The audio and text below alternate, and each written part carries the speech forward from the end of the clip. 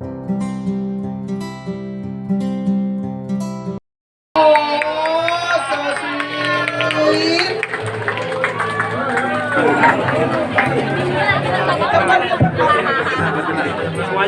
udah bang, awas bang, depan bang, tunjuk bang. Ya boleh. Yo, gerak bebas. Lihat sini, kamera sini, kamera sini. 1, 2, 3. Bebas, bebas, bebas.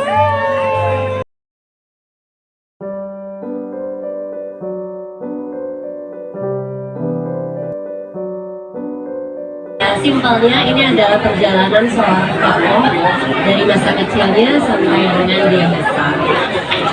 Banyak pelajaran yang bisa diambil, bukan hanya dari kebaikan yang dia lakukan, tetapi banyak dari kesalahan yang dia lakukan mungkin bisa kita pelajari supaya kita cegah.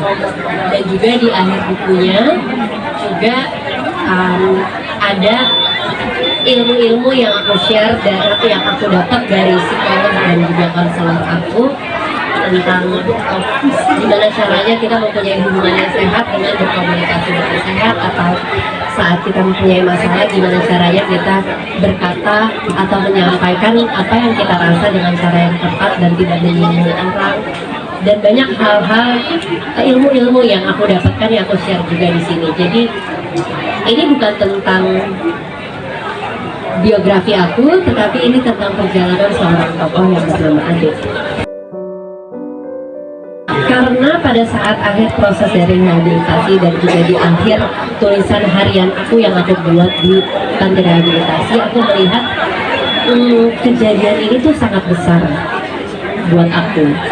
Hikmahnya sudah aku dapatkan untuk diri aku sendiri. Kenapa tidak kalau misalkan ada kesempatan buat aku bisa bermanfaat juga buat banyak orang.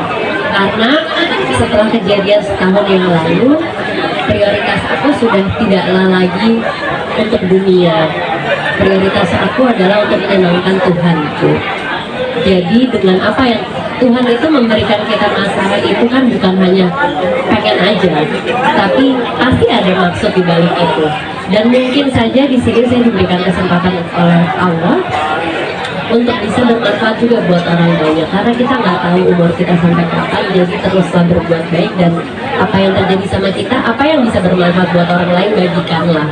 Nggak usah peduli tentang orang yang nanti ntar ngomongin yang tidak baik, karena sampai kapanpun omongan tidak baik itu akan selalu ada. Jangan sampai omongan tidak baik itu menghentikan langkah kita untuk berbuat baik. Karena pada aku masih kecil dan sampai sekarang dipanggilnya Ade sih. Jadinya paling muda dan paling relate itu Ade.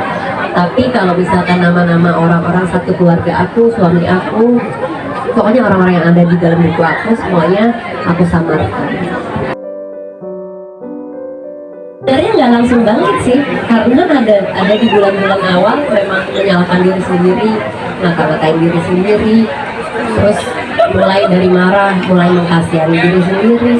Tapi setelah itu akhirnya untung aku ada di panti rehabilitasi yang ditemani oleh orang-orang ahli. Ada konselor dan psikolog yang mereka menemani dan membuat masalah itu tidak terlihat seperti berat banget. Apalagi ada keluarga dan juga papanya Adi yang ternyata ada sih ceritanya di buku, detail apa yang dia omongin.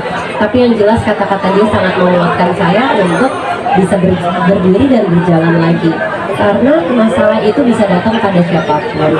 Kita juga kalau melihat orang ada masalah tidak perlu mencemooh atau apa, karena kita tidak tahu kesehariannya seperti apa. Dan mungkin ada masa-masa dia itu berusaha untuk keluar dari masalah itu, tapi dia gagal. Tapi kita hanya ngata-ngatain outputnya aja, dan itu malah membuat orang makin down.